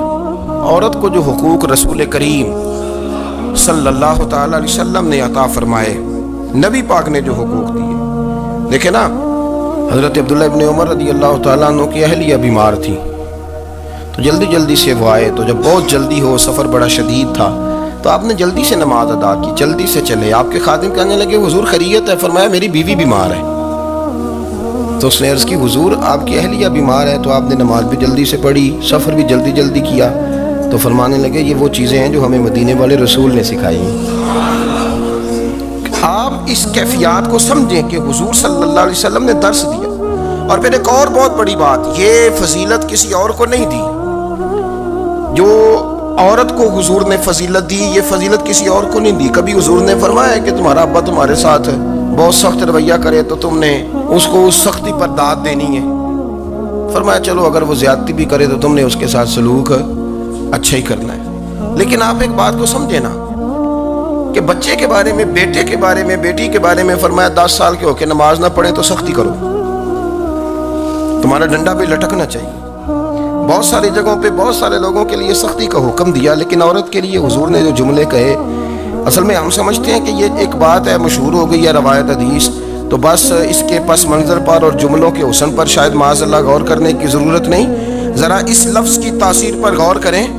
حضور نے فرمایا عورت ٹیڑھی پسلی سے پیدا کی گئی ہے، یہ ٹیڑھی ہے، تو سیدھا کرنے کی کوشش کرو گے تو ٹوٹ جائے گی۔ تو حضور پھر ہمارے لیے حکم کیا ہے؟ فرمایا جیسی ہے تم اسی کے ساتھ نبھا کرو۔ آپ سمجھیں کہ اتنا محفوظ حضور نے درجہ دے دیا بی بی کو، اتنا محفوظ کہ فرمایا غلطی بھی ہو تو میرے غلاموں تم اس کے ساتھ نبھا کرو، گزارا کر لو۔ کو کیا اور حق چاہیے عورت کو، جس کو اس کی غلطیوں سمیت نبی پاک نے قبول کرنے کا حکم دے دیا کہ اس کی کمزوریوں سمیت قبول کر لو۔ اب اس کو اور کیا، کوئی کمزوریوں سمیت قبول کرتا ہے؟ کبھی آپ دکان پہ بیٹھے ہو تو آپ کہیں بھی اس میں یہ بھی غلطی، میرے مال میں یہ بھی کمزوری ہے، یہ بھی کمزوری ہے، یہ بھی کمزوری ہے، تو کر لے قبول۔ کرتا ہے کوئی شخص ایسا ہو جو کسی چیز کی کمزوریاں بیان کر کے کہ اسے قبول کرو؟ پر رسول کریم صلی اللہ تعالی علیہ وسلم نے نا ہمیں سبق دیا، حضور نے ہمیں درس دیا، نبی پاک نے ہمیں پیغام دیا۔ فرمایا یہ ٹیڑھی ہے، سیدھی کرنے کی کوشش کرو گے تو بیچاری ٹوٹ جائے گی، تو اس کے ساتھ نبھا کر جاؤ۔ آپ میری بات کو سمجھیے گا۔ چلیں میں اس پر ایک اور بخاری مسلم کی حدیث پڑھتا ہوں۔ حضرت سلمان فارسی رضی اللہ تعالیٰ عنہ اور حضرت ابو درداء کے درمیان بھائی چارہ تھا۔ مکے سے مدینے جب لوگ آئے تو حضور نے بھائی بھائی بنایا تھا، ان کے درمیان بھائی چارہ تھا، تو ابھی پردے کی آیات نازل نہیں ہوئی تھی، تو لوگ ایک دوسرے کی طرف جاتے تھے۔ حضرت سلمان فارسی رضی اللہ تعالیٰ عنہ حضرت ابو درداء رضی اللہ تعالیٰ عنہ کے گھر میں تشریف لے گئے تو دیکھا کہ ان کی بیوی بڑی غمگین بیٹھی ہیں۔ تو ہم نے فرمایا بہن کیا ہوا؟ تو کہنے لگی تمہارے بھائی کو دلچسپی کوئی نہیں رہی، ہر روز روزہ رکھ لیتا ہے اور ساری رات نفل پڑھتا ہے۔ حضرت سلمان فارسی کہنے لگے ٹھیک ہے کر لیتے ہیں بندوبست۔ نماز دین ہے کہ نہیں؟ دین ہے نا یہ چیزیں۔ لیکن حضرت سلمان فارسی جناب ابو درداء سے کہنے لگے آج میں نے تیرے گھر میں رہنا رات کو، کیونکہ وہ تو ساری رات نماز پڑھتے تھے، نفل پڑھتے تھے۔ انہوں نے کہا ٹھیک ہے، ایک بستر لا کے بچھا دیا حضرت سلمان فارسی کے لیے۔ سلمان فارسی فرمانے لگے دوسرا بھی لا۔ کہا وہ کیا کرنا ہے؟ فرمانے لگے تو نے بھی سونا ہے، میں نے بھی سونا ہے، تو نے بھی سونا ہے، عشاء پڑھیں گے اور پھر دونوں سوئیں گے۔ کہا میں نے تو نماز پڑھنی ہے۔ فرمایا تہجد کے وقت اٹھ کے پڑھیں گے، اللہ کے رسول بھی رات آخری حصے میں جا کے نماز پڑھتے ہیں۔ ادھر ساتھ سلا لیا، وہ تھوڑی کو دیر سوئے، اب عادت تھی ساری رات اٹھنے کی، ذرا اٹھنے لگے بستر سے تو حضرت سلمان فارسی فرمایا چپ کر کے سو جا، وہ بڑی رات پڑی ہوئی، چپ کر کے سو جا۔ وہ لیٹ گئے، پھر اٹھنے لگے تو فرمایا سو جا چپ کر کے، بڑا ٹائم ہے۔ سحری کے وقت اٹھے، نفل پڑھے، ان کا ارادہ تھا روزہ رکھنے کا، تو فرمانے لگے کل رکھا تھا نا نفلی روزہ، جی رکھا تھا، پرسوں بھی رکھا تھا، ترسوں بھی رکھا تھا، فرمایا آج نہیں رکھنا، آج میں تیرا مہمان ہوں، سارا دن کٹھے مل کے روٹیاں کھائیں گے، آج نہیں روزہ رکھنا، سلا دیا۔ اب حضرت ابو درداء رضی اللہ تعالیٰ عنہ کہہ تو کچھ نہ سکے، پر کہنے لگے سلمان تم پتہ تم کیا کر رہے ہو، نہ تم نے مجھے رات اٹھ کے زیادہ نفل پڑھنے دیے، سویرے روزہ نہیں رکھنے دیا۔ تو حضرت سلمان فارسی کہنے لگے کوئی لمبی بات تو نہیں نا، چلتے ہیں نا ابھی فجر میں مسجد نبی میں، تو نبی پاک کو بتاتے ہیں سرکار دو عالم علیہ السلام کی خدمت میں تو اپنی بات کرنا، میں اپنی کروں گا، حضور نتیجے کا اعلان فرما دیں گے، بات طے ہو جائے گی۔ حاضر خدمت ہوئے، عرض کی یا رسول اللہ صلی اللہ تعالی علیہ وسلم یہ ساری رات نفل پڑھتے ہیں، ہر روز روزہ رکھتے ہیں، ان کی اہلیہ غمگین بیٹھی ہیں، حکم فرمائے۔ تو نبی پاک صلی اللہ علیہ وسلم نے فرمایا پھر ہوا کیا؟ یا رسول اللہ میں نے رات سلایا ہے، سحری میں اٹھایا ہے، سویرے روزہ نہیں رکھنے دیا۔ نبی پاک نے فرمایا سلمان فارسی نے ٹھیک کیا، سلمان فارسی نے ٹھیک کیا۔ پھر حضور نے فرمایا، نبی کریم نے فرمایا ابو درداء تیرے اوپر اگر اللہ کا حق ہے، اس کے رسول کا حق ہے، دین کا حق ہے، تو فرمایا تیری آنکھ کا بھی تیرے اوپر حق ہے، تیرے وجود کا بھی تیرے اوپر حق ہے۔ یہ حضور نے فرمایا تیرے بچوں کا بھی تیرے اوپر حق ہے، تیری بیوی کا بھی تیرے اوپر حق، اس حق کو بھی سمجھے۔ حقوق اللہ بھی ہیں، پر تیری آنکھ کا بھی تیرے اوپر، کیا مانا کہ تیری آنکھ سونا چاہتی ہے تو اسے سلا بھی، تیرے وجود کا بھی تیرے اوپر حق، تو تیرا وجود آرام کرنا چاہتا ہے تو اسے آرام بھی کرا۔ اور پھر وہاں نبی پاک صلی اللہ علیہ وسلم نے فرمایا میں تم سب، سننا یہ لفظ حدیث کے، حضور نے اسی موقع پر فرمایا میں تم سب سے زیادہ اپنے رب کو جانتا ہوں اور میں تم سب سے بڑھ کر اپنے رب سے ڈرتا ہوں۔ حضور فرمانے لگے میں روزہ بھی رکھتا ہوں، افطار بھی کرتا ہوں، یعنی کبھی رکھتا ہوں اور کبھی نہیں رکھتا۔ فرمایا میں نفل بھی پڑھتا ہوں اور اپنی بیویوں کو وقت بھی دیتا ہوں۔ سرکار مسجد میں بھی آتے تھے، نواسوں کے ساتھ کھیلا بھی کرتے، ان کے ساتھ پیار بھی کرتے، تو تو اتنے بڑے حقوق حضور نے بیان فرمایا عورتوں کے کہ تمہاری بیوی کا بھی تمہارے اوپر. لو ایک حدیث بخاری کی اور یہاں بیان کر دیتا ہوں. ایک شخص نے آ کے عرض کی یا رسول اللہ صلی اللہ تعالی علیہ وسلم جہاد کے لیے تیاری ہو گئی ہے, صفیں بن رہی ہیں, مجاہدین کی تیاری ہے, تو میرا بھی نام لکھ دیا گیا ہے مجاہدوں کی لسٹ میں, لیکن یا رسول اللہ صلی اللہ تعالی علیہ وسلم میری بیوی نے حج کی تیاری کر لی ہے اور میرے دوستوں نے صحابہ نے میرا نام مجاہدین کی لسٹ میں لکھ دیا, تو میرے لیے کیا حکم ہے؟ یہ بخاری مسلم ہے. تو نبی پاک صلی اللہ تعالی علیہ وسلم نے فرمایا جہاد پہ کوئی اور چلا جائے گا تو بیوی کے ساتھ حج کرنے جا, اسے محرم کی ضرورت ہے, وہ تیرے بغیر کیسے جائے گی؟ مجاہدین کو تو اور مجاہد مل جائے گا پر تو اپنی بیوی کے ساتھ جانا. نبی پاک صلی اللہ علیہ وسلم نے مرد کو محافظ بنایا ہے, عورت کو مرد کا قیدی نہیں بنایا بلکہ عورت کو حفاظت عطا کی اور مرد کو اس کا محافظ بنایا. اب بچیاں آزاد ہونا چاہتی ہیں اور آزادی بھی وہ والی کہ جو بنیادی طور پر آزادی نہیں, فحاشی ہے. میں نے بہت پہلے کہا ہے کہ اسلام بیٹیوں کو قیمتی سمجھتا ہے. جس بندے کے پاس 20 تولے سونا ہو وہ چوک میں لے کے نہیں آتا, وہ قیمتی چیز ہے, اس نے چھپا کے رکھی ہوتی ہے. تو جو نبی پاک صلی اللہ علیہ وسلم کا کلمہ پڑھنے والے بیویاں, اسلام انہیں قیمتی سمجھتا ہے, کہتا ہے کہ تم قیمتی ہو لہذا گھر کے اندر رہو, تم باہر نہ ہو. لیکن عورتیں ہیں کہ ان کو بلا وجہ لوگ خراب کر دیتے ہیں اور بلا وجہ وہ اس مغالطے کا شکار ہو جاتی ہیں. اب آگے بڑھتے ہیں. قرآن مجید نے سورہ نور کی آیت نمبر 30 میں کہا کہ کل للمؤمنین یغضوا من ابصارہم, فرمایا کہ اے محبوب علیہ السلام مومن مردوں سے کہہ دو کہ اپنی نظریں جھکا کے رکھیں, اپنی نظریں. اور اگلی آیت میں فرمایا وَقُلْ لِلْمُؤْمِنَاتِ يَغْضُضْنَ مِنْ أَبْصَارِهِنَّ, فرمایا کہ اے محبوب مومن عورتوں سے بھی کہہ دو کہ اپنی نظریں جھکا. مرد بھی اپنی نظر جھکا کے رکھے گا عورت کی طرف, لیکن یہ ساری پابندی صرف مرد پر نہیں, عورت بھی غیر محرم کا چہرہ نہیں دیکھے گی, اس پر بھی اسی طرح نظر جھکانے کا حکم ہے جس طرح کہ وہ ہر دکاندار کو بھائی جان کہہ کے گفتگو کرنے کی اس کو بھی اجازت نہیں ہے کہ وہ سمجھے کہ وہ بندی تو مرد نے کرنی تھی, میں نے تھوڑی کرنی تھی. وہ جس کے پاس جائے, جہاں بھی جائے, ڈاکٹر کے پاس جائے, باہر جائے, تو وہ جس طرح مرضی اس کا دل چاہے وہ بات چیت کرے, اس کی عورت کو بھی اجازت اسلام نہیں دیتا. بنیادی طور پہ اسلام شرم و حیا کا دین ہے, حیا کی بات کرتا ہے. حیا کی جب ہم تعریف کرتے ہیں تو حیا کی تعریف یہ ہے کہ کوئی کبھی چیز دیکھ کے نہ تو آپ کی طبیعت میں کراہت محسوس ہو, آپ کوئی غلط جملہ منہ سے نکالتے ہوئے ذرا جھجکیں, آپ کوئی غلط بات کرتے ہوئے تھوڑا بوجھ محسوس کریں. ہمارے ہاں تیزی سے فروغ پایا ہے بے حیائی. سنگیوں کی محفلیں, یاروں کی محفلیں, اس میں غلیظ گفتگو ہوتی ہے الا ماشاء.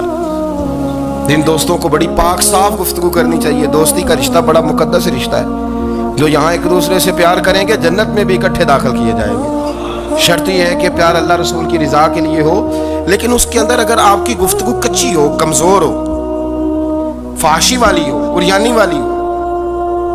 ہمارے ہاں تو اب اس کو لوگ فیشن سمجھتے ہیں, اس کو مردانگی کی علامت سمجھتے ہیں کہ وہ جی ساری باتیں جی وہاں ہو گئی اور جس کا جو جی چاہا اس نے کہا. آپ جب حیا کے دائرے میں ہوتے ہیں تو آپ خود بھی سکون محسوس کرتے ہیں. دیکھیں نا, آپ کو نیند سکون سے کہاں آتی ہے؟ جہاں کمرہ بند ہو, چاروں جانب دیوار ہے, اوپر چھت ہے, خالی دروازہ بھی کھلا ہوا ہونا تو جب بندہ سکون لینا چاہتا ہے تو کہتا ہے یار ذرا دروازہ ذرا بند کر دو. وہ اچھی طرح اپنے آپ کو چھپا لیتا ہے نا حیا کے پردے میں, تو اللہ اسے سکون عطا کرتا ہے. اور جو اس سے بھی زیادہ ٹھنڈی نیند میں جانا چاہتا ہے وہ کہتا ہے لائٹ بھی بند کر دو. اب وہ مکمل طور پہ سمجھتا ہے کہ میں چاروں جانب سے چھپ گیا ہوں, اگر میں کھول کے بھی سو جاؤں گا تو میرا چونکہ پردہ قائم ہے تو مجھے کوئی دشواری نہیں ہوگی. آپ جب چھپ جاتے ہیں, جب آپ حیا کے اندر سمٹ جاتے ہیں, جب آپ چادر کے اندر آ جاتے ہیں تو آپ بہت ساری جگہوں پہ آسانی محسوس کرتے ہیں. تو حیا تو آپ کو سکون دیتی ہے, حیا تو دل کو راحت دیتی ہے. میں بڑی ذمہ داری سے بات عرض کرتا ہوں, قرآن مجید نے نا ایک مقام پہ مذاق کو, ایک مزاح ہوتا ہے خوش طبی, وہ نہیں مذاق اڑانا. قرآن پاک نے نا مذاق کو ایک جگہ پہ جاہلوں کا طریقہ بھی قرار دیا. بنی اسرائیل کے لوگوں سے حضرت موسیٰ نے کہا کہ گائے ذبح کرو اور ایک ٹکڑا مقتول کو مارو, زندہ ہو کے خود بتا دے گا مجھے کس بندے نے قتل کیا. تو کہنے لگے آپ ہمارے ساتھ مذاق کر رہے ہیں.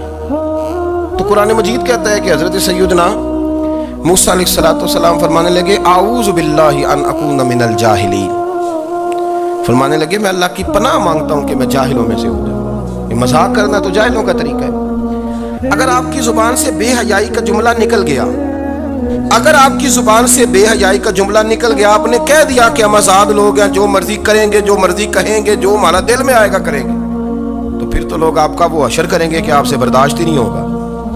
جس کا لوگ مذاق بنا لیتے ہیں اور جو مذاق بن جاتا ہے پھر اسے کوئی جینے دیتا ہے؟ آپ حیا کی چادر میں چھپیں گے تو بچیں گے۔ اگر آپ نے اپنا مذاق بنوا لیا یہ کہہ کے کہ میں نے مرضی کرنی ہے، پھر یاد رکھنا چھپنے کو جگہ نہیں ملے گی، پھر تکلیف میں آ جائیں گے، پھر بہت بڑی اذیت کا شکار ہو جائیں۔ شرم و حیا، عرب کے اندر جو کنواری لڑکیاں تھیں ان میں بڑی حیا ہوتی تھی۔ الحمدللہ میں بڑے فخر سے کہتا ہوں کہ میرے پنجاب کی، میرے پاکستان کی بیٹیاں بھی 20 دفعہ ان کا ابا کہے تیری شادی کرنی ہے تو وہ آنکھ نہیں اٹھا پاتی آج بھی۔ یہ تو وہ چند لوگ ہیں جو کہتے ہیں ہم ہائی کلاس ہو گئے، ہمیں نہیں پتا کہ وہ روشن خیال ہو گئے ہیں کہ روغن خیال ہو گئے، پتہ نہیں کدھر چلے گئے۔ ورنہ ہماری بیٹیاں آج بھی جب ان سے ان کا باپ، ان کی ماں بات کرتی ہے تیری شادی کی، تو وہ تو شرم کے ساتھ پچھلے سے پچھلے کمرے میں چھپتی ہیں۔ یہ اللہ نے فضل کیا ہوا ہے اس ملت پر۔ تو عرب کی لڑکی بڑی حیا والی ہوتی تھی، اس سے کوئی بات کرنی پڑتی تھی تو 20 دفعہ بات کی جاتی، پھر بھی وہ عورت چھپتی پھرتی تھی۔ حضرت عائشہ صدیقہ رضی اللہ تعالیٰ عنہ فرمانے لگیں میرے نبی پاک صلی اللہ علیہ وسلم عرب کی کنواری لڑکیوں سے بھی زیادہ حیا کرنے والے۔ قاضی اعجاز مالکی نے، شیخ عبدالحق محدث دہلوی نے، دیگر بزرگ جو سیرت نگار گزرے انہوں نے لکھا ہے کہ نبی پاک صلی اللہ علیہ وسلم کے اندر 100 مردوں سے زیادہ طاقت تھی، 100 مردوں سے زیادہ طاقت۔ اب جو بات کہنے لگا ہوں، جو نتیجہ دینے لگا ہوں، اس پر خاص توجہ آپ فرمائیں گے۔ ذرا فکری طور پر، نظریاتی طور پر ایک چیز کو سمجھیے۔ ہم سمجھتے ہیں کہ جوان لڑکا ہے جی جو مرضی کرے، عمر ہے جی۔ آپ ذرا بات پر غور کیجئے گا کہ حضور صلی اللہ علیہ وسلم میں طاقت 100 مردوں سے زیادہ ہے اور حیا کنواری لڑکیوں سے بھی زیادہ ہے۔ ذرا اس بات کا تقابلی جائزہ کیجئے گا کہ طاقت 100 مرد سے زیادہ ہے لیکن حیا کنواری لڑکی سے بھی زیادہ ہے۔ اس کا معنی یہ ہوا کہ جس ٹہنی کو پھل زیادہ لگ جاتے ہیں وہ جھکا کرتی۔ تو حیا تو حسن ہے، حیا تو آپ کو پاک صاف کرے گا، حیا تو آپ کو نرالا کرے گا، انوکھا کرے گا۔ وہ ہمارے ایک دانشور ہے، انہوں نے مضمون لکھا، کئی باتیں بڑی پسند آتی ہیں۔ وہ کہتے ہیں کہ میری اہلیہ، ان کو بھی کسی نے مس گائیڈ کر دیا تھا، حالانکہ اچھی خاتون ہے، کسی نے مس گائیڈ کر دیا، تو وہ بھی سماجی اور ویلفیئر اور یہ خواتین کو شوق ہوتا نا بننے کا، تو وہ بھی سماج کے اندر اچھا مقام تلاش کرنے کے موڈ میں آ گئی۔ تو کہیں ایک دن جانا تھا تو بڑی بن سنور کے میرے ساتھ وہ گاڑی میں بیٹھ گئی۔ تو میں گاڑی میں، عورتوں کو یہ بھی مسئلہ ہوتا ہے نا کہ ہماری تعریف کرو، تو کئی دفعہ بعض مردوں بیچاروں کو جھوٹ بولنا پڑتا ہے، تو زبردستی کراتی ہے نا جی۔ تو اس میں گنجائش بھی دی ہے شریعت نے گنجائش دی ہے کہ کبھی بیوی کو راضی کرنے کے لیے خلاف واقعہ بات کرنی پڑے تو کر لینی چاہیے، تو وہ کراتی بھی ہیں۔ 3 موقع پر خلاف واقعہ بات کرنے کی اجازت ہے، واقعہ کے خلاف بھی آپ بات کر سکتے ہیں۔ جنگ کے موقع پر 2 لوگوں کو صلح کرانے کے لیے اور بیوی کو راضی کرنے کے لیے کر لیں کوئی ایسی بات، بے شک اپنی طبیعت پہ جبر کر کے کر لیں، گنجائش ہے، اجازت ہے۔ تو وہ کہتے ہیں جب وہ گاڑی میں میرے ساتھ بیٹھی بن سنور کے، تو وہ تقاضا کرنے لگی کہ میں نے بڑے اچھے کپڑے پہنے ہیں پر آپ نے توجہ نہیں کرائی۔ وہ سیاںا بندہ تھا، وہ چاہ رہا تھا کہ میری خاتون سمجھ جائے۔ وہ کہتے ہیں مجھے پتا تھا کہ بیچاری مس گائیڈ ہو گئی ہے، دل کی بڑی اچھی ہے، سیانی ہے، لیکن اس کو کچھ خواتین نے، کچھ لوگوں نے مل کے اس کو ذہن غلط کر دیا ہے کہ سماج میں نکلو، باہر جاؤ، کام کرو، فلاں کرو، اپنی مرضی سے جیو۔ تو میرے ساتھ گاڑی میں بیٹھی کہیں جانے کے لیے، تو مجھ سے کہنے لگی کہ آپ نے میری طرف توجہ ہی نہیں کی، آپ نے کوئی ذکر ہی نہیں کیا کہ میں کیسی لگ رہی ہوں۔ تو کہتے ہیں میں نے اسے کہا کہ اگر تو ناراض نہ ہو تو پھر میں صحیح والی تعریف کر دوں۔ تو اس نے کہا کہ آپ کر دیں۔ تو کہتے ہیں میں نے درد سے اور خلوص سے اپنی بیوی سے کہا، خلوص کے ساتھ میں نے کہا میں تو روز گھر ہوتا ہوں، روز شام کو گھر ہوتا ہوں، اگر تو میرے لیے تیار ہوتی تو میں تیری تعریف کرتا، لیکن آج تو باہر جانے کے لیے تیار ہوئی، تو پھر ان سے تعریف کی امید رکھ جن کے لیے تو نے تیاری کی ہے۔ میرے لیے تیاری کرتی تو میں تو ہر شام تیرے پاس ہوتا ہوں۔ کہتے وہ میرے لفظوں میں درد تھا تو وہ بھی رو پڑی۔ کہنے لگی آپ گاڑی روک دیں، مجھے باہر جا کے کسی کو راضی نہیں کرنا، میں نے اسے راضی کرنا ہے جس کو رب کریم نے میرا شوہر بنایا اور میرے لیے منتخب کیا ہے میرے ماں باپ کو، میں واپس لوٹتی ہوں۔ یہ ایک پہلو ہے سلگتا ہوا، اس کو سمجھا جائے۔ رسول کریم صلی اللہ علیہ وسلم عرب کی کواری لڑکیوں سے زیادہ حیا والے تھے، کواری لڑکیوں سے زیادہ حضور حیا فرمایا کرتے تھے۔ جب خانہ کعبہ کی مکہ شریف میں تعمیر ہو رہی تھی نا، اہل عرب اس کو تعمیر کر رہے تھے، تو نبی پاک صلی اللہ علیہ وسلم اپنے چچا حضرت عباس کے ساتھ خانہ کعبہ کی تعریف میں مصروف تھے۔ تو عرب کے لوگ چونکہ لمبا کرتا پہنتے تھے پیروں تک، تو نیچے اگر کسی وقت کوئی چیز نہیں بھی ہوتی تھی تو کسی کو وہ نظر نہیں آتی تھی، کیونکہ پردہ رہتا تھا، لمبا کرتا پہنا ہوا ہوتا تھا۔ تو جب بچے، سرکار کی عمر مبارک بھی ابھی تھوڑی تھی، تو اس طرح بچے جب نکلتے تو وہ کئی دفعہ اپنی تہمت اتار دیتے نیچے سے، اور کوئی مزدوری کرنے لگتے تو 3-4 طے کر کے نا تہمت کی کندھے پہ رکھ لیتے، جس طرح کبھی دیہاتوں میں لوگ کپڑا سر پہ رکھتے تھے کہ اوپر اگر کوئی وزنی چیز رکھیں گے تو وہ تکلیف نہیں دے گی۔ نبی پاک صلی اللہ علیہ وسلم بھی سب لوگوں کے ساتھ خانہ کعبہ کی تعمیر میں شامل تھے۔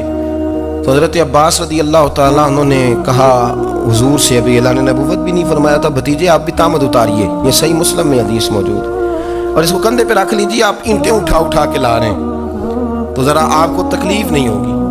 تو سرکار دو عالم صلی اللہ علیہ وسلم سے یہ بات کہی، اور پھر جلدی سے حضور کی تہمت کو نکال کے نا، حالانکہ لمبا کرتا پہنا ہوا ہے، تو وہ جیسے ہی ان کے کندھے پہ رکھا اینٹیں رکھنے کے لیے، تو سرکار تو زمین پہ گر گئے، بے ہوش ہو گئے، آنکھیں آسمان کی طرف، اور پھر حضور پکار رہے ہیں آزاری آزاری آزاری، میرا تہمت دے دو، میرا تہمت دے دو۔ کبھی کوئی شخص اس وجہ سے بھی بے ہوش ہوا ہے کہ میرے وجود سے کپڑا اتر گیا ہے؟ حالانکہ سرکار پر وہ بے ہوشی بھی نبی پاک کا وہ جو غلبہ ہے نا شرم و حیا کا، اس کی وجہ سے، ورنہ تو حضور فرماتے ہیں کہ میری آنکھیں سو جاتی ہیں، دل تو میرا اس عالم میں بھی جاگتا رہتا ہے۔ تو سرکار زمین پہ تشریف لے آئے، آنکھیں میرا تہمت دے دو، میرا تہمت دے دو، تو جلدی سے انہوں نے تہمت دیا تو حضور نے باندھ لیا۔ پھر طبیعت مبارک میں تسلی ہوئی، یعنی ہم اس رسول کے غلام ہیں کہ جن کے تو وجود سے کپڑا اتر جائے تو حضور برداشت نہیں کرتے، قبول نہیں فرماتے، تکلیف شروع ہو جاتی۔ لیکن یہاں نوجوان ہیں اور بڑا قد کاٹ ہے اور بڑے بڑے سمجھدار لوگ ہیں، گرمی آتی ہے تو شارٹ کپڑے پہن کے گھومتے ہیں، ان کو خیال نہیں کہ یہ وہ والا لباس ہے جو باہر تو کیا گھر میں اماں کے سامنے نہیں پہننا چاہیے، بہنوں اور بیٹیوں کے سامنے نہیں پہننا چاہیے۔ آپ کی گفتگو میں شرم و حیا ہو، آپ کے لب و لہجے کے اندر حسن ہو۔ آپ کو پتہ ہے نبی پاک صلی اللہ علیہ وسلم نے فرمایا میری امت میں سب سے زیادہ حیا کرنے والے عثمان غنی ہیں، عثمان غنی سب سے زیادہ حیا کرنے والے۔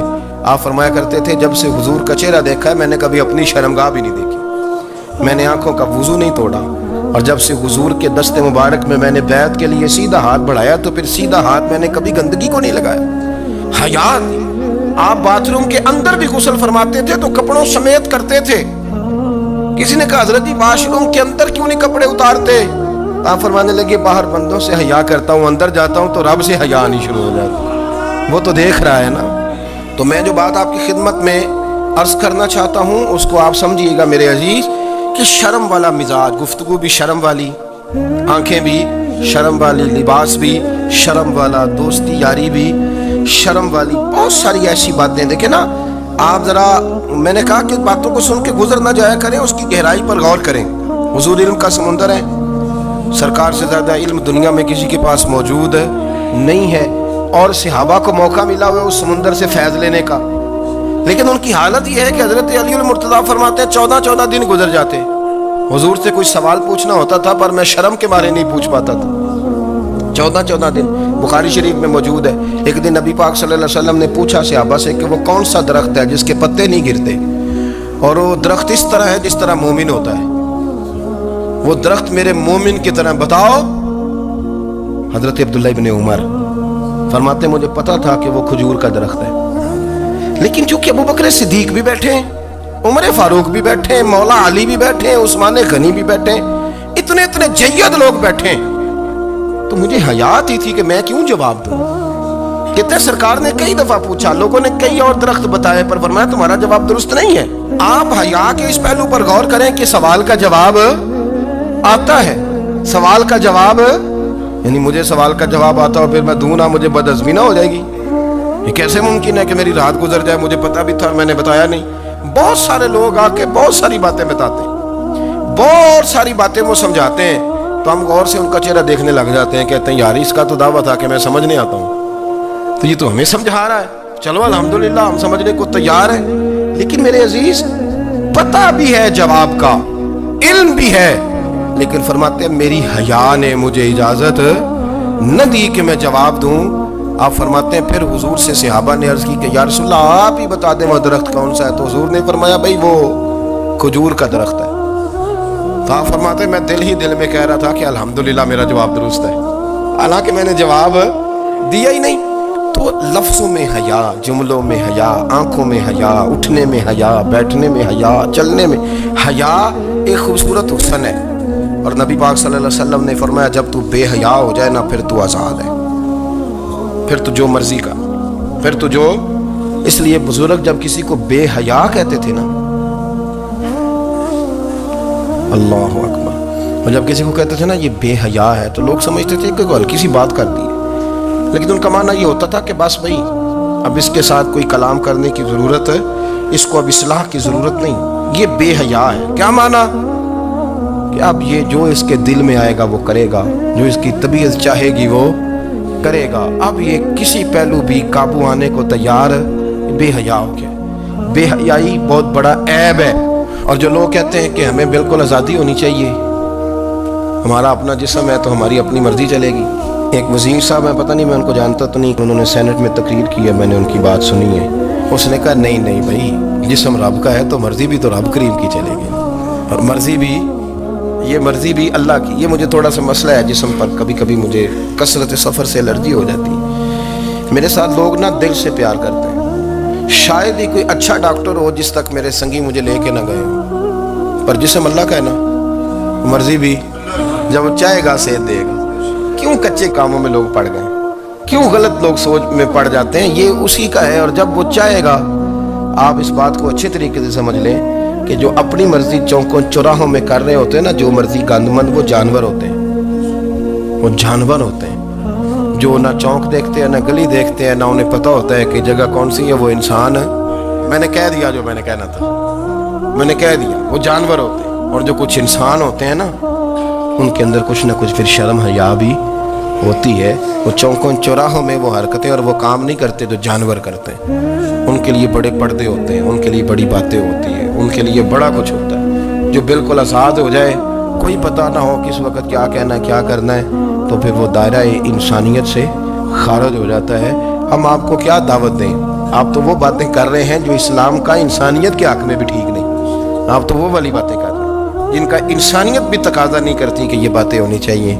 لیکن ایک بات، میں تو جذباتی نہیں ہوتا، میں بڑے غور سے چیزوں کو دیکھتا ہوں، سنتا ہوں، اور نہ میں ان موسمی مینڈکوں کی، وہ مجھے رات ایک صاحب کہنے لگے جی بڑے بڑے مولوی ایک بندے کے ساتھ بیٹھے ہوئے ہوتے تھے اور وہ روزے میں بڑے بڑے درس دیتا تھا تو وہ بھی فلانی فلانی حرکتیں کر رہا ہے۔ تو میں نے کہا ہم نے تو پرانا کہا تھا کہ موسمی مینڈک ہے، تو پرانے کہہ رہے ہیں کہ اداکار ہے، تو وہ جہاں کاسٹ کریں گے وہاں وہ اداکاری کرے گا، آپ کسی مذہبی جگہ کر لیں تو وہاں کر لے گا، کہیں اور جگہ کریں گے تو ہم تو پرانا کہہ رہے ہیں۔ تو کسی کو کبھی سمجھ آتی ہے تو کسی کو کبھی اور جگہ جا کے سمجھ آتی ہے۔ ہم ان لوگوں سے پریشان نہیں ہوتے، کیوں؟ سن لیں، کوئی مایوسی نہیں، ان کے اندر جتنا زور ہے وہ لگائیں۔ یہ ملک بنا ہے رسول اللہ کے نام پہ، یہ اللہ نے تحفہ دیا ہے امت مسلمہ کو، یہ نبی پاک کے نام پہ بنا ہے، تو یہاں جھنڈا بھی وہی والا بلند ہونا ہے جو مدینے والے رسول کا جھنڈا ہے، اور یہاں وہی کام چلے گا جو نبی پاک نے بیان فرمایا۔ تو اس طرح کئی لوگ آتے ہیں، وہ شور شار کرتے ہیں، چلے جاتے ہیں، اتنے نہ پریشان ہوا کریں۔ بہت سارے لوگ تو بیچارے اس قابل بھی نہیں ہے کہ ان کا نام لیا جائے، جب اتنا ہم ان کو اہمیت دے دیں، ان کا ذکر کریں، ان کا نام لیں، ان کی بات کریں، وہ بیچارے اس قابل ہی نہیں ہے، مطلب سٹیٹس ہی نہیں ہے ہمارا، اتنے فارغ ہیں ہم کہ اب جو بندہ آئے گا کہانی چھیڑے گا تو ہم چھیڑ جائیں گے۔ اور بھائی اللہ کا فضل ہے الحمدللہ تعالی، لوگوں نے بڑا شور کیا اور بڑے زمانے سے دنیا شور کر رہی ہے، پر اللہ کے گھر مسجدیں بھری ہوئی ہیں، مسجدیں بھری ہوئی ہیں، ہماری بیٹیاں پردے کرتی ہیں، پردے کو پسند کرتی ہیں، وہ حجاب میں رہتی ہیں، وہ سمجھتی ہیں کہ ہمارا اصل حسن کیا ہے۔ تو یہ پراپیگنڈا پرانا چلا آ رہا ہے، اس کا اللہ کے فضل سے امت مسلمہ پہ نہ کبھی اثر ہوا ہے اور نہ کبھی ہوگا انشاءاللہ۔ اللہ تعالی ہمیں حق پر استقامت عطا فرمائے۔